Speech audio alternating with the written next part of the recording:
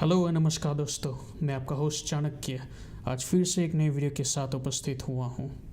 आज की वीडियो थोड़ी सी डिफरेंट है और थोड़ी स्पेशल भी है, क्योंकि आज की वीडियो में हम सुनने वाले हैं एक पाकिस्तानी जर्नलिस्ट जो बात करने जा रही है संजय दीक्षित जी के साथ। ऑब्वियसली हमें जिन्हें हम जानते हैं कि जिनके पास बहुत सारा नॉलेज है, और मैं भी हमेशा से जब भी संजय दीक्षित जी को सुनता हूँ तो बहुत सारा नॉलेज मुझे भी मिलता है हमारे भारत के कल्चर के बारे में, पॉलिटिक्स के बारे में भी, हमारी जो हिस्ट्री रही है उसके बारे में भी। तो बहुत सारी चीज़ें हैं जिनके वो जिनके पास इतना सारा ज्ञान है, तो वो आज बात करने वाले हैं, जिसका टॉपिक है spiritual path of India, theory behind temples. यानी कि हमारे भारतवर्ष में जो हिंदू धर्म के मंदिर है उसकी क्या मान्यताएं हैं, क्या अवधारणा है, या किस तरह से ये मंदिरों की रचना होती है वास्तुकला के साथ।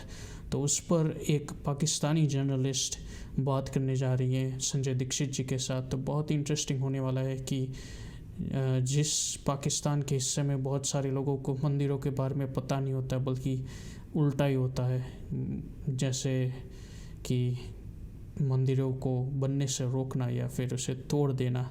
तो वहाँ पर एक पाकिस्तानी जर्नलिस्ट बात करने जा रही है मंदिरों के ऊपर। तो चलते हैं सीधे वीडियो की ओर।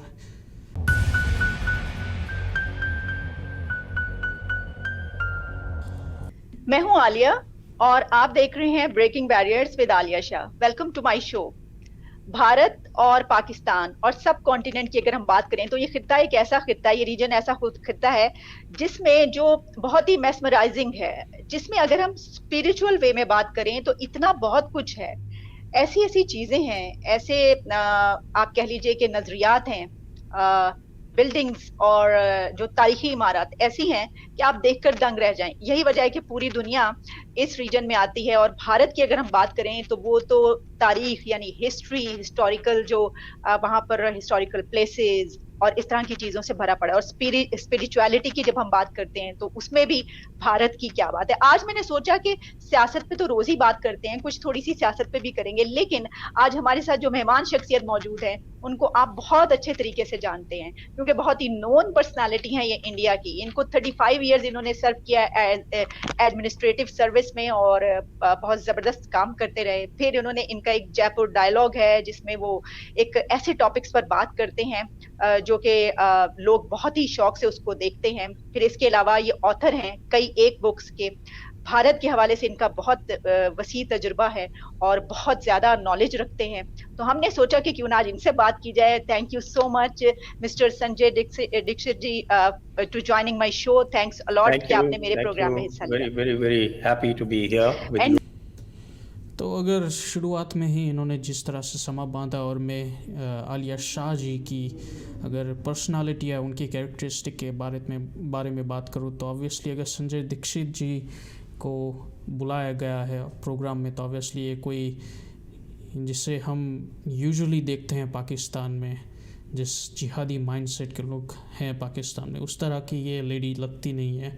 और जिस तरह से इन्होंने समा भी बांधा है और कहा है कि भारत की जो इमारतें हैं, यानी कि जो मंदिरें हैं, जो हमारा आर्किटेक्चर रहा है 5000 साल से पहले भी, तो लगता है कि ये दिमाग का इस्तेमाल करती हैं और एक रैशनल बातें करती हैं जो मुझे अच्छी लगी। तो आज की ये डायलॉग सुनने में भी मुझे मज़ा आने वाला है। तो देखते हैं अभी। नमस्कार और शुभकामनाएं, जो भी कुछ बोलते हैं वो सब कुछ।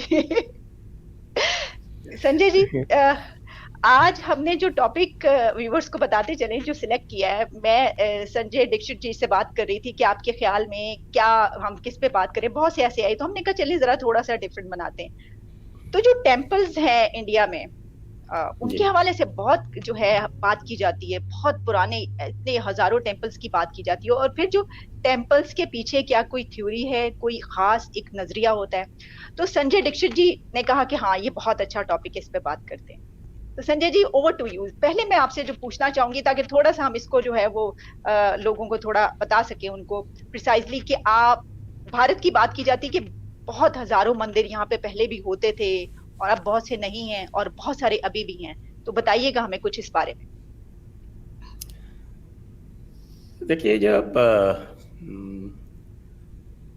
मंदिर की बात होती है जब, तो ये पूरी दुनिया में दो तरह के वर्ल्ड व्यू, एक मोटा मोटा मान सकते हैं हम कि दो तरह के वर्ल्ड व्यू हैं। और एक वर्ल्ड व्यू जो है वो जिसको हम इसको फ्रेम ऑफ रेफरेंस के हिसाब से ले सकते हैं, क्योंकि एक फ्रेम ऑफ रेफरेंस जो है वो जिसको हम बोलते हैं एक्सपीरियंशियल फ्रेमवर्क है, और जिसमें आपके तथाकथित सो कॉल्ड पेगन रिलीजन्स जिनको बोला करते थे, actually pagan is a pejorative, should be called nature religions. तो जो नेचर रिलीजन्स हैं, या जैसे अभी भी जो जिनको धर्म बोलते हैं, वो धार्मिक ट्रेडिशंस, जैसे हिंदुइज्म है, इट इज एक्चुअली सनातन धर्म, और बुद्धिज्म है, जैनिज्म है, आपके ताओची है, शिंतो है, ये जो सब है, these are under the experiential framework. और एक्सपीरियंशियल फ्रेमवर्क का मतलब होता है that you are expected to experience the divine. मोटे मोटी बात करेंगे, ओके, इसमें बहुत सारे नुआंसेस आ जाएंगे। अगर बड़ी मोटी मोटी बात करें तो it is the concept is that it is possible for you to experience the divine. It is possible for you to experience the divine within. It is possible for you to experience the divine without. आप अपने बाहर divine को experience करते हैं और आप अपने भीतर डिवाइन को एक्सपीरियंस कर सकते हैं। इसीलिए कहते हैं कि जब सनातन धर्म की बात होती है तो the broadest definition is that it is that dharma. I do not call it actually religion, और धर्म में थोड़ा सा डिफरेंस है, लेकिन आपके दर्शकों को चूंकि ये नुआंस मुझे लगता है they might find it difficult, तो कह सकते हैं कि this is a religion that teaches you to become divine. आप स्वयं डिवाइन बन सकते हैं, यह बताने वाला जो रिलीजन है वो सनातन धर्म है। Best definition ever. जिस तरह से उन्होंने सनातन धर्म को डिफ़ाइन किया है, इससे अच्छी डेफिनेशन सनातन धर्म की हो ही नहीं सकती, कि जिस धर्म में आप डिवाइन को एक्सपीरियंस करें वो है सनातन धर्म। और उसमें फिर ये जो दूसरे पेगन रिलीजन हैं उनको भी इंक्लूडेड किया है, जैसे कि बुद्धिज़्म, जैनिज़्म, सिखिज़्म, दूसरे भी जैसे कि शिंतो इन्होंने कहा। मुझे एक्चुअली मालूम नहीं कि ये कौन सा रिलीजन या कौन सा पेगनिज़म है, पर जिसको मैं जानता हूँ और जिसके बारे में मैंने पढ़ा है कि जैसे फ़ैरो थे इजिप्ट में, उनके जो इजिप्शियन गॉड होते थे वो थे सन गॉड, रेन गॉड, वही सिमिलर जैसे हमारे यहाँ होते हैं इंद्रदेव, वरुण देव, अग्निदेव, उसी तरह के थे। तो उन सबको इन्होंने इंक्लूड किया है, और जिस डिवाइन को आप एक्सपीरियंस कर सके उसे कहते हैं सनातन धर्म। Best definition. मैंने आज तक इससे पहले इतनी अच्छी डेफिनेशन नहीं सुनी। That is the very basic. और इसके अगेंस्ट में we have the what is called the religions based on belief. उसमें एक्सपीरियंस जो है in fact is actually seriously discounted. It is discouraged, and you are supposed to be. That is why we say that that is the experiential framework. और ये जो believing religions है, जिसमें इस्लाम है, जिसमें क्रिश्चियनिटी है, they come under the what is we call the intellectual framework. तो इस intellectual framework में you work on the basis of commands, और वो commands है obviously they come from somebody's brain, and you believe in them. So the intellectual framework also encourages belief, which sometimes or oftentimes is blind belief. That is based on word, as Bible says, then there was word, and word was with God, and God used the word, then you are supposed to follow the word. तो उसके अलग अलग उसके फिर इसी हिसाब से, क्योंकि एक्सपीरियंशियल जो रिलीजियस एक्सपीरियंशियल फ्रेमवर्क में आपका जो टाइम साइकिल है, जो टाइम कॉन्सेप्ट है, वो अलग हो जाता है. It is infinite, it is cyclical. Intellectual framework में आपका जो टाइम साइकिल है वो फिक्स्ड हो जाता है. इट इज़ फाइनाइट, डेफिनेट है. There is a beginning, there is an end. Sanatan में there is no beginning, there is no end. तो it is Sanatan means eternal.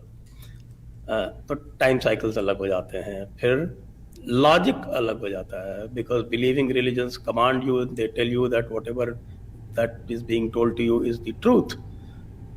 तो वो बाइनरी लॉजिक हो जाता है कि जो किताब में है वो तो ट्रूथ है, जो किताब में नहीं है या जिसको किताब मना करती है, that is falsehood. Whereas in the experiential framework, the logic doesn't work like that. It is more like quantum logic of science. इसीलिए कई बार धर्म को साइंस कहते हैं, because science has the system of open inquiry, which is possible in the experiential framework, which is not possible in the intellectual framework.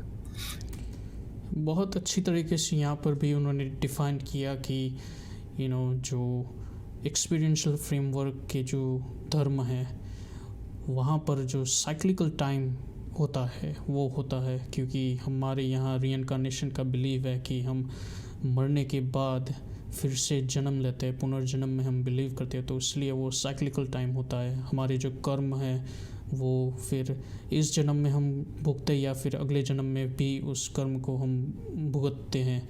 तो इसीलिए उस cyclical time का फ्रेमवर्क होता है. और ये बात मैंने संजय दीक्षित से पहले भी सुनी थी, तब मुझे उतना आइडिया नहीं था कि ये क्या कॉन्सेप्ट है, पर अब धीरे धीरे मुझे पता लगने लगा है. और जो मज़हब होता है, जिसे जहाँ पर सिर्फ बिलीफ सिस्टम है और एक ब्लाइंड फेथ जहाँ पर होता है, वहाँ पर ये लीनियर टाइम सिस्टम होता है. यानी कि आपके पास एक ही लाइफ है और एक लाइफ में आपको सब कुछ करना है, और फिर उस लाइफ के बाद फिर वो क़यामत का दिन आएगा और फिर आपको जन्नत में या फिर जहन्नुम में भेजा जाएगा. तो वो लीनियर टाइम फ्रेमवर्क है. वहाँ पर साइक्लिकल टाइम नहीं होता, आप वापस नहीं आ सकते, आपके पास एक ही लाइफ होती है. तो वो उन्होंने बताया. और फिर लॉजिक की बात की कि वहाँ पर जो मज़हब होता है वहाँ पर लॉजिक एक क्लोज डोर हो जाता है कि आप ज़्यादा सवाल नहीं कर सकते, या आप जो एक बार लिख चुका है, वहाँ एक बार जो सिद्धांत लिख चुका है उसको फिर आप दूसरी बार टेस्ट करके या फिर उसको डिसअप्रूव नहीं कर सकते, जिस तरह से साइंस में होता है. साइंस में अगर किसी ने एक लॉ बनाया है, आप फिर दूसरे टेस्ट करके आप उस लॉ को बदल भी सकते हैं, जैसे कि बहुत सारे न्यूटन के लॉ भी बदले हैं. तो उसी तरह से धर्म है, धर्म में भी आप क्वेश्चन कर सकते हैं. अगर आप किसी बात पे बिलीव नहीं करते तो आप क्वेश्चन कर सकते हैं, आप उसकी थ्योरी भी दे सकते हैं, और फिर कोई दूसरा आएगा तो आपकी वो थ्योरी को भी रिजेक्ट कर सकता है. जैसे कि मैं बताऊं, हमारे यहाँ आचार्य हुए, महान आचार्य हुए, जैसे कि पहले हमारे आचार्य जगत गुरु शंकराचार्य जी, उन्होंने अद्वैत का फिलॉसफी दी. उसके बाद हुए रामानुजाचार्य जी, जिन्होंने विशिष्ट अद्वैत की फ़िलॉसफी दी. तो उन्होंने काउंटर दिया ना, जिस तरह से शंकराचार्य जी ने अद्वैत दिया उसको काउंटर किया, और रामानुजाचार्य जी ने विशिष्ट अद्वैत दिया. उसके बाद भी बहुत सारे आए, आचार्य वल्लभाचार्य हैं, निम्बार्काचार्य है, उन्होंने भी डिफरेंट फ़िलॉसफी दी.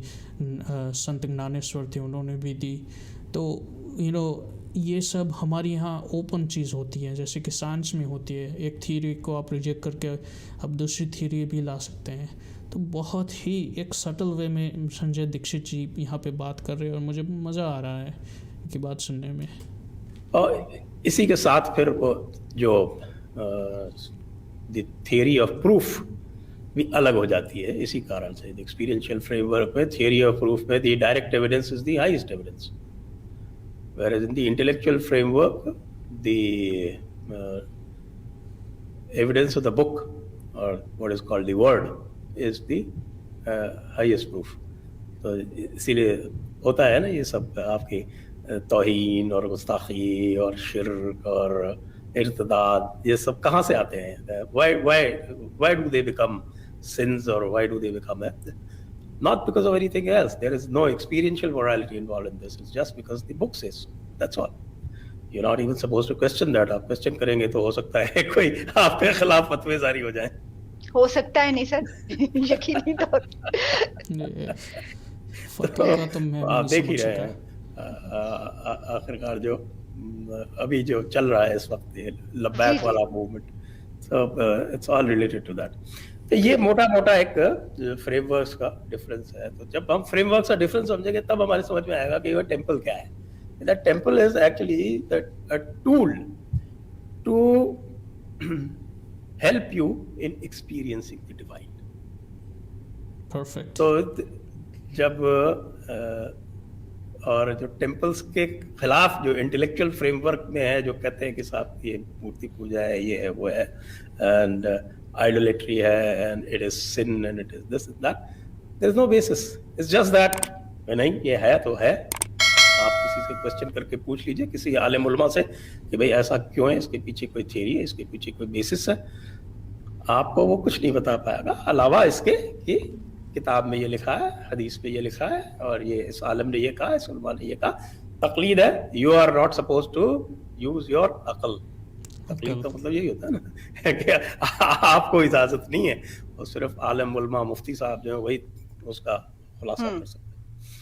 तो that is the basic logic in having a temple, because temple is then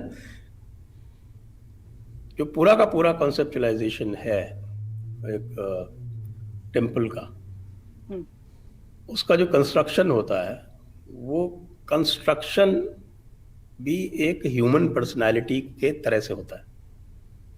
अच्छा. जैसे जो ह्यूमन पर्सनालिटी है, in order to ascend to divinity, जो आपका शरीर है, जो बॉडी है, उसको दे आर 7 चक्रास, अलग उसको 7 चक्र में अलग अलग डिवाइड किया जाता है. This is you can read this in the Patanjali योग.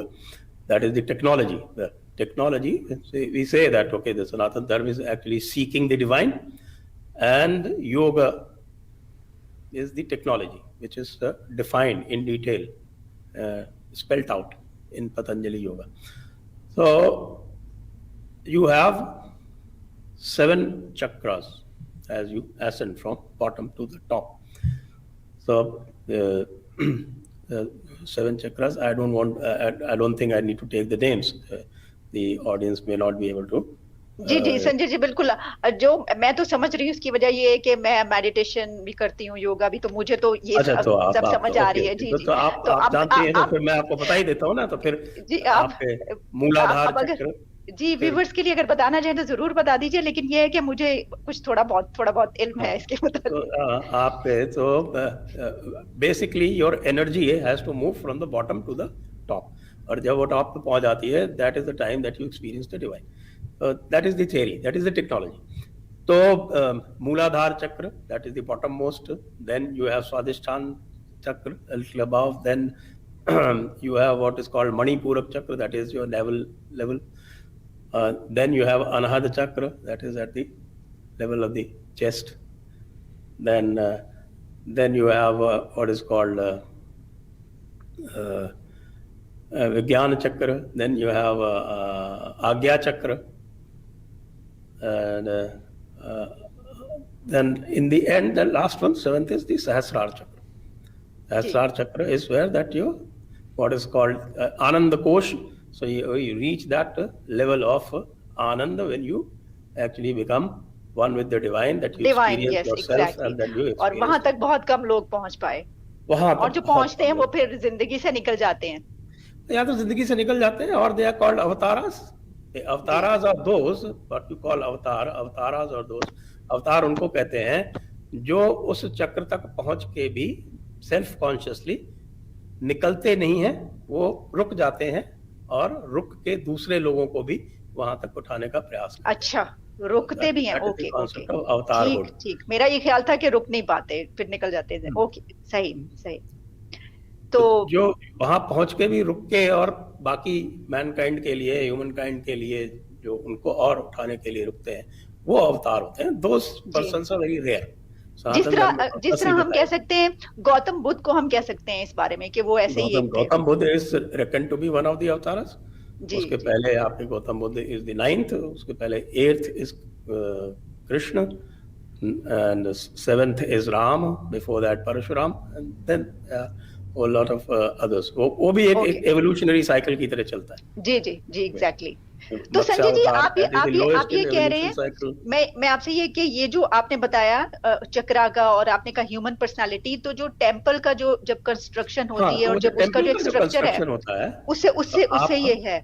वो मैं रिलेट कर रहा हूँ आपको, मैं जी बताता हूँ। टेम्पल जी में जो कंस्ट्रक्शन होता है, तो जो क्लासिकल आर्किटेक्चर ऑफ टेम्पल है, तो वो temple is actually constructed as उसको एक लेटे हुए पुरुष यानी लेटे हुए मनुष्य के तरह उसको कंस्ट्रक्ट किया जाता है।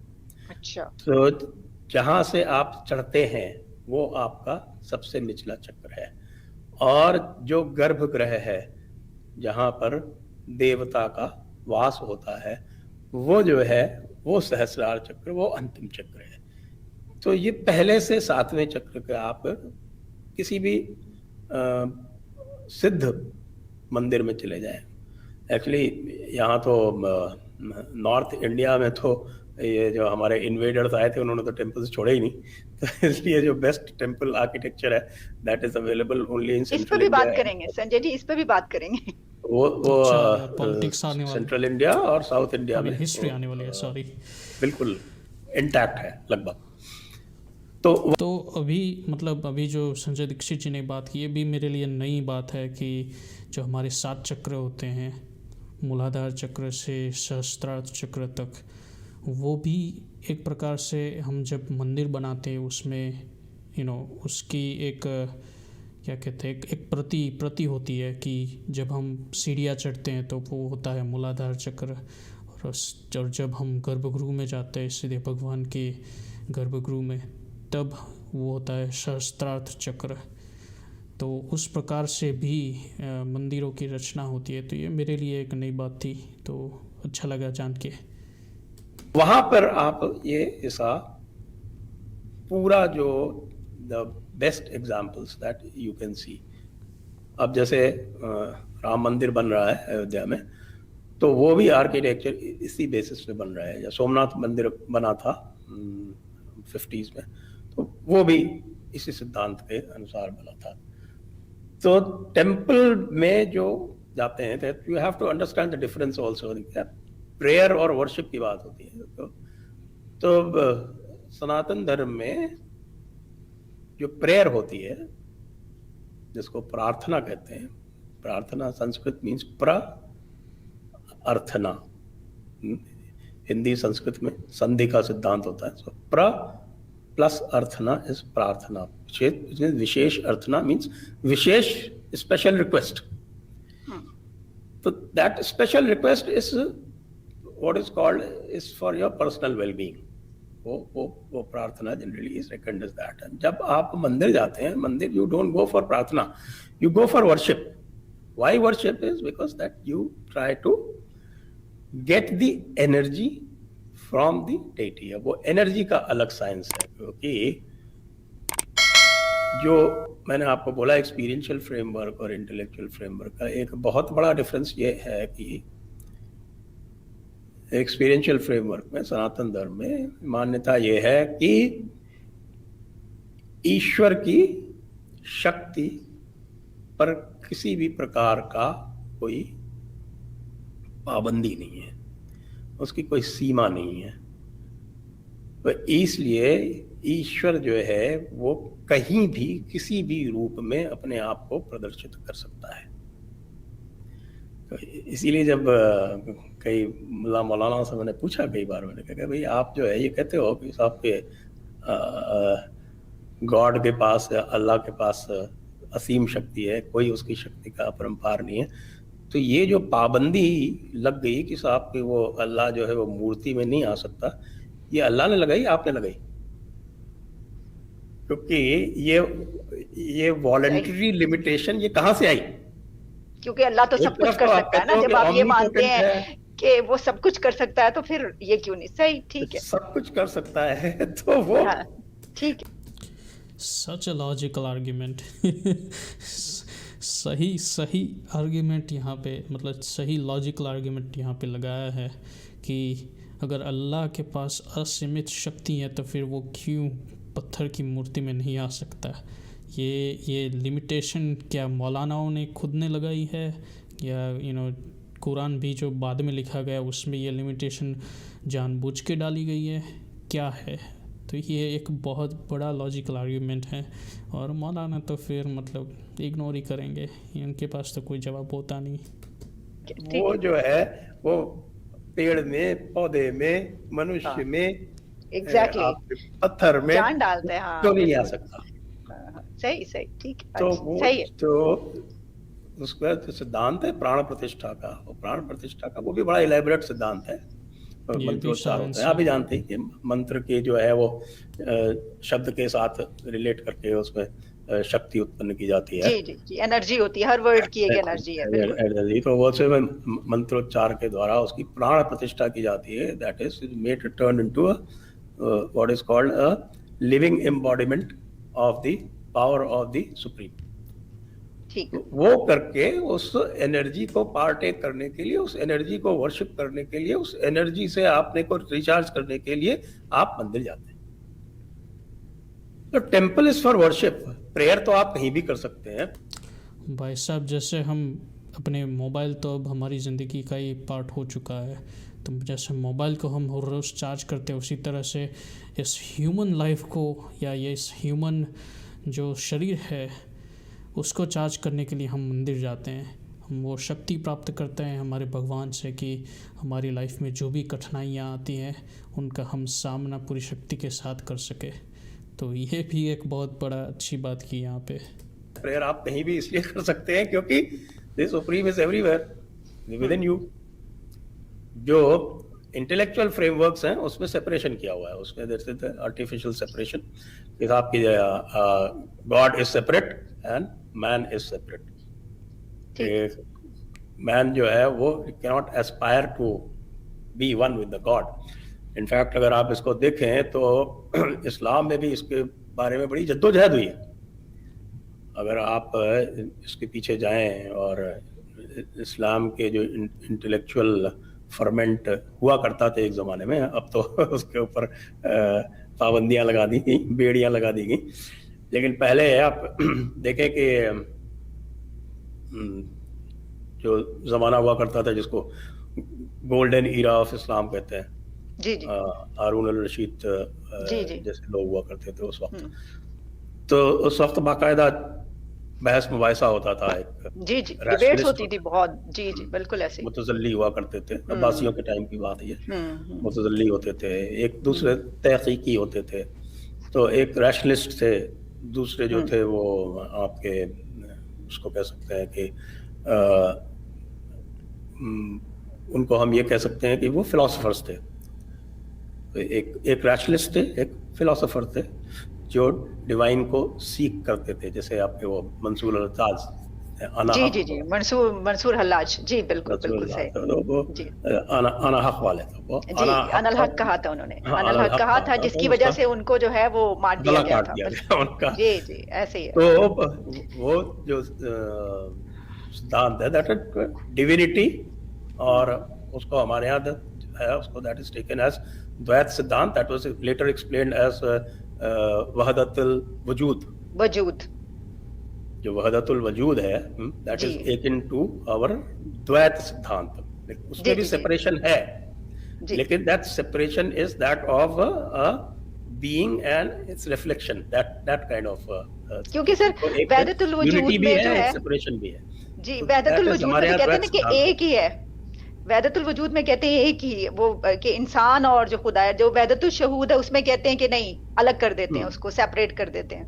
तो बाद में तो आपके अल गजाली के बाद और इब्न तैमिया के बाद तो वहदतुल वजूद वालों को भी सबके गले काट काट के खत्म किए गए। जी जी जी, मुझे याद है बहुत बदकिस्मती इब्ने ऐसी कि डिबेट जो है वो नहीं हो पाती, और ऐसे लोगों को हाँ, जो है माजी में भी ऐसे इब्ने ही हुआ। रूश का जी किस्सा आपको याद हो अगर, जी जी बिल्कुल सर, कौन कौन से हम जिक्र करें, किस किस तो साइंसदान का इब्ने जिसके रूश साथ। ने जब मजाक उड़ाया अल गजाली का, तो उसके बाद उसको सजा दी गई थी कॉर्डोबा में मस्जिद के सामने उसको खड़ा करके उसको भी सजा दी गई थी कि जो भी नमाज पढ़ने के लिए निकलते थे वो उसके मुंह पे थूकते थे उसकी। थूकते, हाँ ऐसे ही ऐसे ही ऐसे। तो इस तरह से कर करके जो वहदतुल वजूद का वजूद था वो खत्म किया गया। हाँ ठीक। ये तो इसलिए ऐसी बात नहीं है कि ये थॉट्स जो थे ये इस्लाम में नहीं थे, ये तो इनको क्रश किया गया।